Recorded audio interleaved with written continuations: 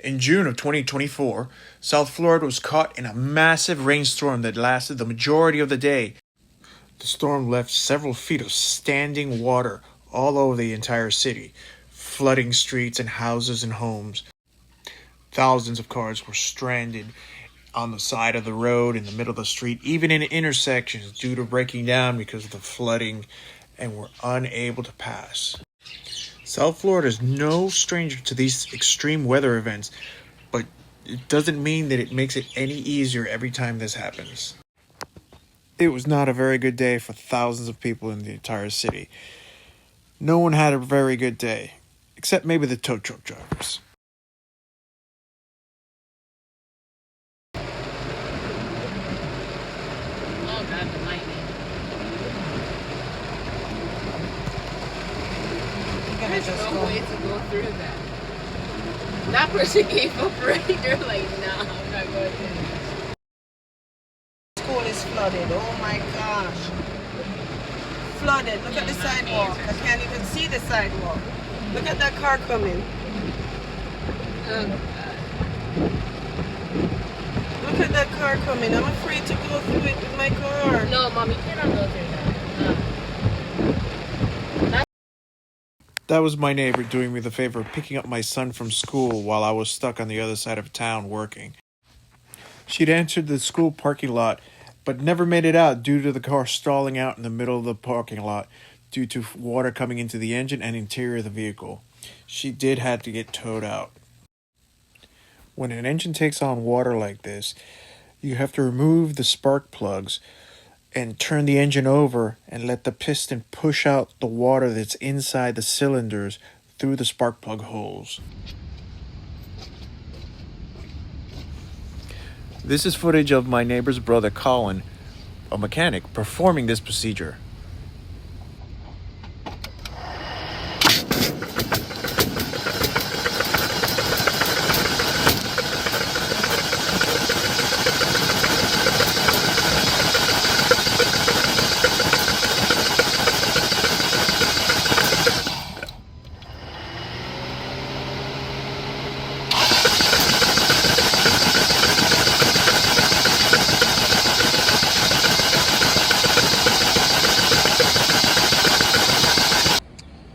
Okay, so after an extremely heavy day of rain that completely flooded out my neighborhood, this parking lot was 3-4 feet of water.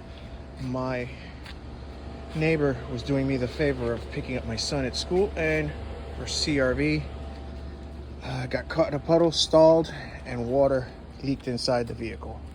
So this is a CRV. Her brother went ahead and pulled out the spark plugs and drained the water out of the engine and got the car running again. And then my part comes in because he's more of a mechanical guy. I know how to fix things. Not a mechanic though.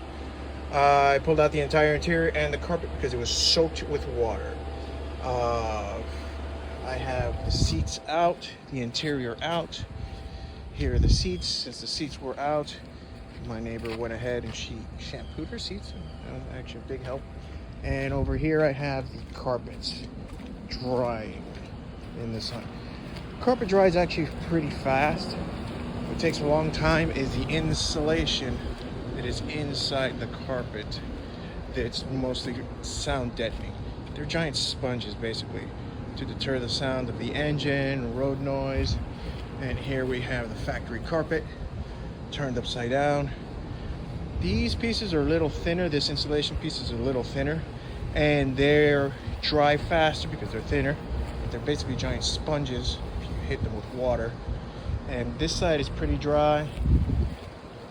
This side is almost dry except for these fatter corners here in the corner here towards I believe the front of the car. And they're still a little moist, but since it's a really sunny day and the heat's back, it's only going to be another couple hours to the end of the day, and those carpets will be completely dry. The only problem I'm having is insulation that's in the front, underneath the driver feet and the passenger feet, that has a small insulation there, but I kind of looked at it, it's stapled in there. So what I'm going to do is, I think pull out those staples. Where are the staples?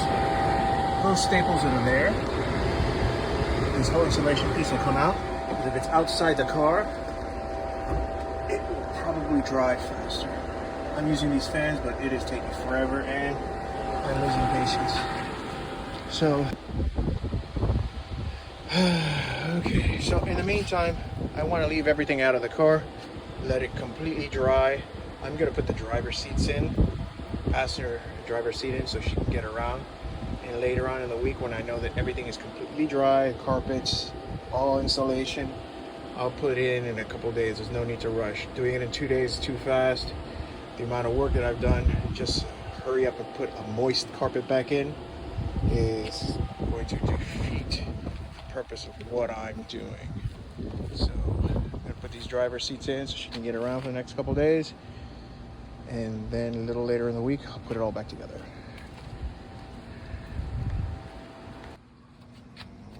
Okay. It has been about a week with the CRV. Carpet is completely dried out. I'm putting it back in. Left it out for a few days. Let it dry off. Now, coming back, putting carpet, the completely dry carpet, back in the vehicle. Now there won't be any moisture, no funny smells, and the owner of the car went ahead and shampooed the carpet while it was out. Also, shampooed her seats while they were out, and that came out very nice. And I'm just putting it all back together. The engine had 2 ignition coils that went bad on it after we pulled all the water out of the engine. I'll try and show a video of us removing, or her brother removing the engine, removing the water out of the cylinder block through the spark plug holes. It's pretty crazy to see something like this. But putting in the carpet came out really nice after this wash. It's really great. So I'm gonna go ahead and put everything back in before it starts raining again, because it's Florida and it rains a lot around here. So go ahead and put it back in. It's coming out really nice. Inside things are really nice. So let me get at it, see what else I can put together here before it's time to go to bed. Cool. And here's the carpet reattached with the seats completely bolted down with their seat belts. Look on the inside of the vehicle.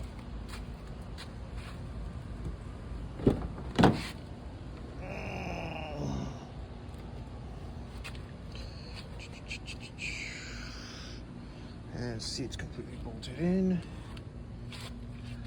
Carpets in. Coming together nicely.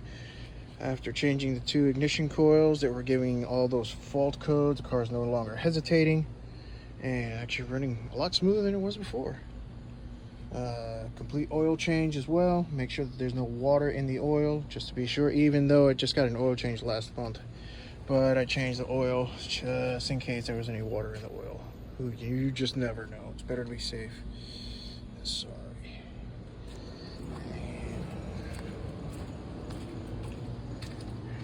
Coming together nicely, but of course it's going to be 9 o'clock at night, and I'm not going to be doing this in the complex anymore, so we'll go ahead and start again tomorrow.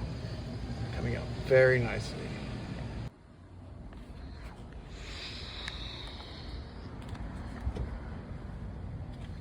I already showed you the front seats in. Get these trim pieces in, a bunch of them. And I just bolted the back seats down. Get the front pieces on. The back seats. Rear of the unit here. These will, oh, okay, lock down.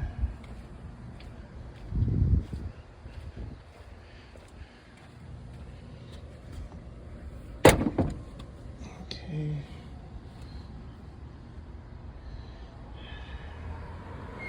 Man, let's listen to yours together.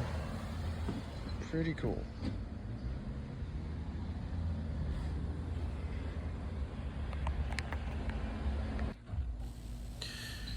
Here we have the entire interior together. Everything all done. All the electrical is working. Electric seats. All the mechanisms work, all the panels are in, no spare parts or bolts left over. Everything looks really great. Really happy with how this turned on. Engine's running top notch, no hesitations, like nothing happened, even better than it was before with the oil change and the tune-up that was given. So I'm really happy with this outcome. Neighbor's car is working great. Everything was worth all the effort that we put into it, and I'm very happy with this outcome. I hope you guys enjoyed this video. Thank you very much. All right. Interior's back in.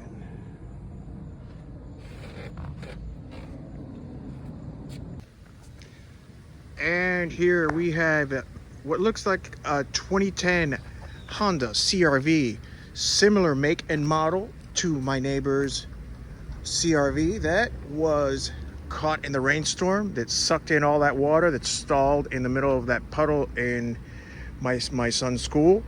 And it's the same color, year, make, model. This is just to show you what type of vehicle it is that we're working on.